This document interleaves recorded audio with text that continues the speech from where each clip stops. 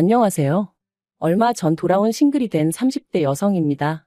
평소에는 다른 사람들 사는 이야기를 듣기만 하던 제가 어쩐 일로 이렇게 제 이야기를 하러 왔냐 하시면 좀 전에 라디오를 듣는데 어떤 이상한 여자에 대해서 얘기를 하더라고요.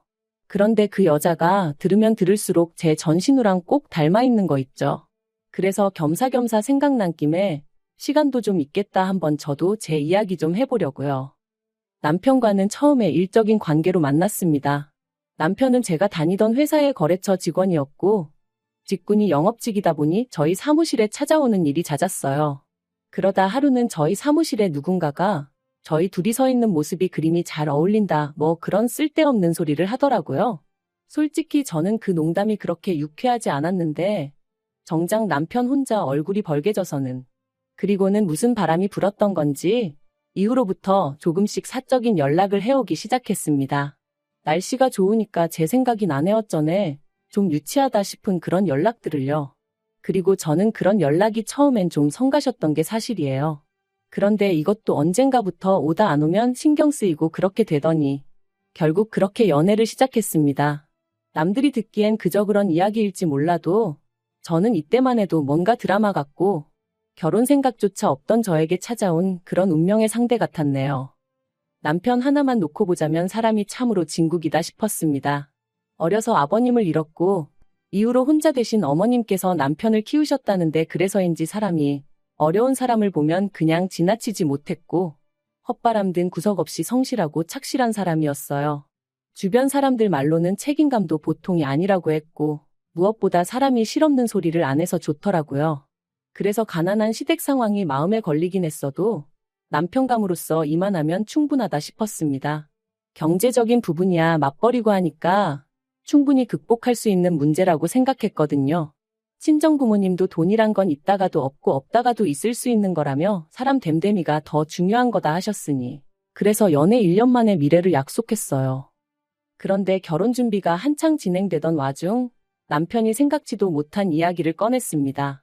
저더러 합가는 어떠냐고 물었거든요. 그리고 저는 당연히 합가는 싫다고 그 자리에서 딱 잘랐어요. 물론 홀어머니인 거 뻔히 알고 있었고 그래서 세월이 흘러 언젠가 모셔야 하는 날이 오면 그때는 당연히 모실 생각이었지만 그렇다고 신혼도 없이 어머님과 함께 사는 건 생각조차 해본 적 없었으니까요. 그런데 남편이 꽤나 서운한 기색을 내비추더니 한다는 말이 어머님이 저희 결혼하는 데 있어 뭐 딱히 도와주실 형편은 안 되시고 그나마 사시는 집에 방 한 칸 남으니 거기에 들어와 살면 어떻겠냐 하셨다는 겁니다. 그리고는 남편이 덧붙이길 자기 생각에 들어가서 살면 생활비도 아끼고 뭐 돈도 좀 모을 수 있지 않겠나 싶었다는데 그 말도 좀 황당하더라고요. 일단 생활비를 아낀다는 것도 애시당초 매달 어머님한테 50만 원씩 드리고 있었는데 같이 살면 그걸 안 드릴 것도 아니고 아마 모르긴 몰라도 오히려 생활비가 더 들지도 모른다 싶었죠. 게다가 그뿐인가요? 어머님 댁에는 이미 신우도 살고 있었으니 제 입장에선 이러나 저러나 불편할 수밖에 없었는걸요. 그래서 남편에게 합가는 정말 아니다, 못한다 했습니다. 그랬더니 남편도 실은 신우가 한번 물어보라고 해서 물어본 거였다며 알겠다고 하더니 더는 말을 안 하더라고요. 그래서 합가 이야기는 그냥 그렇게 끝났다고 생각했어요. 하지만 그건 순전히 제 착각이었습니다. 제가 합가를 안 한다고 했다는 게 신우 귀에 들어갔는지 그래서 신우가 마음이 많이 상하기라도 한 건지 그때부터 알게 모르게 저를 대놓고 무시하고 괴롭게 했으니까요. 게다가 어머님까지 저더러 서운하다 어떻다 하시는데 제가 잘못한 것도 없는데 여러 가지로 죽을 맛이 없네요. 그리고 지금 생각하면 참으로 어리석었는데 신우야 그렇다 치더라도 어머님하고는 그래도 잘 지내고 싶었어요. 저희 친정부모님은 친정오빠와 함께 해외에 체류 중이셨고 그렇다 보니 제 마음 한켠에는 늘 가족에 대한 그리움이 있었거든요. 그래서 지금은 물론 시어머니는 어디까지나 시어머니고 친정어머니가 될 수 없다는 걸 알지만 그래도 그 당시에는 어머님을 친정어머니처럼 생각하고 의지하고 그렇게 지내고 싶었어요. 그래서 어떻게든 어머님과의 관계만큼은 개선하고 싶었던 거고요. 그런데 그 또한 쉽지만은 않았습니다. 바로 신우 때문에요. 시집안간 신우였지만 직장도 제대로 다니지 않는 신우였지만 그럼에도 불구하고 어찌나 공사가 다 망한지 어디 한번 제대로 어머님을 모시고 나가는 일이 없었어요. 그래서 한창 벚꽃이 날리던 봄날에 어느 날 제가 먼저 어머님께 연락을 드렸습니다. 돌아오는 주말에 꽃 구경도 하고 맛있는 것도 먹으러 가자고요. 그러자 어머님이 그거 참 좋다 하셨고 그렇게 약속을 잡았죠. 그런데 약속 당일 어머님을 모시러 시댁에 갔는데 뚱한 표정을 한 신우가 주섬주섬 어머님 뒤를 따라 나오더니 나도 가도 되지? 그러는 거예요. 좀 황당하기도 했고 그래서 안 된다고 하고 싶은 마음이 굴뚝 같았습니다만 솔직히 그 상황에서 형님은 빠지세요 할 수 있는 사람이 몇이나 되겠어요. 어머님하고 둘이서만 가고 싶어요 하자니 괜히 저만 치사스러워 보일 것 같기도 했고요. 그래서 어쩔 수 없이 네 했습니다. 그런데 차에 타는 것부터가 정말이지 별로였어요. 왜냐하면 솔직히 제가 운전을 하니 신우가 제 옆에 타고 어머님은 뒷좌석에 타시는 게 맞다고 생각했거든요. 비록 신우가 저보다 윗사람이긴 했지만 그렇다고 제가 무슨 운전기사도 아니었으니까요. 그런데 신우는 마치 당연하다는 듯 어머님하고 뒷좌석에 앉더니 그리고는 그때부터 정말이지 무슨 택시라도 탔다고 생각하는 건지 저는 쏙 빼고 어머님하고 둘이서만 조잘조잘 떠드는 거예요. 그것도 저는 못 끼어들게끔 서로만 아는 얘기거리를 말이죠. 하지만 저를 정말 속상하게 한 건 그뿐만이 아니었습니다. 꽃 구경을 하기로 한 곳에 도착했는데 신우가 자기랑 어머님은 먼저 내려달라고 하더라고요. 주차하는데 얼마나 시간이 걸리는 것도 아닌데 그거 좀 기다렸다가 같이 가면 좋겠는데 말이죠. 하지만 신우가 어머님이 멀미를 하시는 것 같다 하니 안 된다 할 수도 없고 그래서 먼저 두 사람을 내려주고 저도 부랴부랴 차를 댔어요. 그런데 주차하고 차에서 내리니 어머님이고 신우고 저를 기다려주기는커녕 벌써 저만큼 걸어가고 있는 거예요. 그리고 거기서 또 당연히 빈정이 상했죠. 이건 무슨 주인 쫓아가는 강아지도 아니고 걸음을 재촉하는 제 자신이 몹시도 싫었습니다. 게다가 신우가 어머님 옆에 딱 붙어서 팔짱 끼고 저한테 사진 좀 찍어봐라 이것 좀 들어달라. 솔직히 너무 마음이 상하더라고요. 이러자고 어머님한테 오자고 한 게 아닌데. 아무튼 그렇게 1~2시간쯤 꽃 구경을 하고 어머님이 배가 고프다며 어디 가서 뭐 좀 먹자 하셨습니다. 그래서 제가 알아놓은 식당으로 향했는데 식당에 도착해서 자리에 안내받고 나니 그때부턴 신우가 뭐가 그리 심사에 거슬렸는지 핸드폰만 쳐다보고 아무 말도 안 하는 거예요.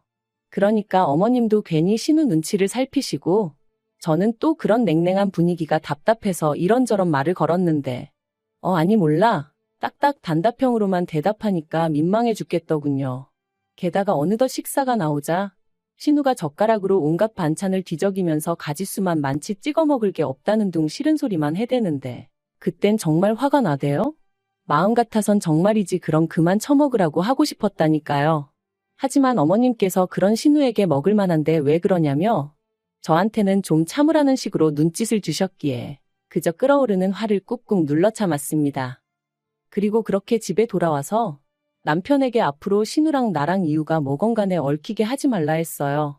오늘 하루 종일 재수없어 혼났다고 어머님만 아니면 신우 머리채를 다 잡아뜯고 싶었다면서 말이죠. 그랬더니 남편이란 작자가 기껏 한다는 말이 자기 누나가 내성적이라서 그런 거라며 저더러 이해를 해달라나요? 내성적인 거랑 성질 더러운 거랑 구분도 못하냐고 그렇게 감싸고 돌 거면 차라리 말을 말라 했네요. 그런데 그 일이 있고 나서 몇 달 뒤 저는 또 다시 크게 충격을 받고 말았습니다. 남편은 저와 결혼한 이후로도 결혼 전과 마찬가지로 어머님께 생활비를 보내드리고 있었거든요. 매달 50만 원씩으로 누군가는 적다고 할지도 모를 금액이었지만 솔직히 결혼 비용 자체를 거의 저 혼자 부담하다시피 한 상황에서 그럼에도 불구하고 계속 어머님께만 생활비를 드리는 게 저라고 아무렇지 않았던 건 아니에요. 그래서 처음에는 솔직히 이건 좀 불공평하다는 생각에 어머님께 드리는 만큼 친정에도 용돈을 드려보기도 했었고요. 그런데 친정 부모님께선 당신들은 아직 경제활동도 하고 있고 저희가 그렇다고 얼마나 자리를 잡은 것도 아닌데 아직은 안 줘도 된다 하시며 몇 번이나 거절을 하셨어요. 반면에 어머님은 남편이 생활비를 드리지 않으면 생활이 안 된다 하시니 모른 척 할 수가 없었죠. 그런데 그렇게 드렸던 용돈이 알고 보니까 신우한테로 줄줄 새어나가고 있었습니다. 어머님의 부탁으로 대신 통장 정리를 하러 갔다가 매달 저희가 용돈을 드리기가 무섭게 그 돈이 신우 계좌로 빠져나갔다는 사실을 알게 된 저는 도무지 화를 참을 수가 없었어요.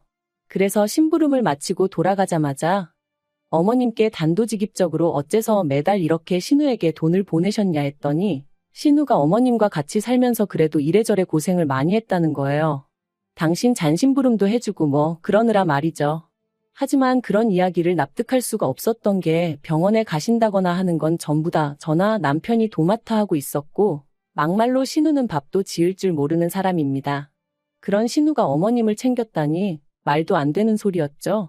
그리고 저는 그래도 어머님 입장에선 당신 딸이니 며느리에게 딸 욕을 하실 순 없으셨을 테고 그래서 저렇게 말씀을 하시는 거라고. 상황 자체를 이해 못할 것은 아니었지만 그래도 정말 속 터진다는 게 이런 건가 싶더라니까요. 저는 고민 끝에 이 상황을 남편에게도 알렸고 내가 알게 된 이상 어머님한테 돈으로 생활비를 드릴 수는 없다고 했습니다. 차라리 카드를 드려야겠다고. 그러면 최소한 신우가 돈을 빼돌리진 못할 거 아니냐면서 말이죠. 그런데 남편이 보인 반응은 제 예상과는 달랐습니다. 일단 한번 어머님한테 드린 돈이면 어머님이 어떻게 쓰시던 간에 그건 우리가 상관할 일이 아니라는 거예요. 막말로 어머님이 그 돈을 동네 거지한테 다 줘버려도 그건 어머님 자유지 저희가 이래라 저래라 하면 안 되는 거라나요? 정말 어이가 없더라고요.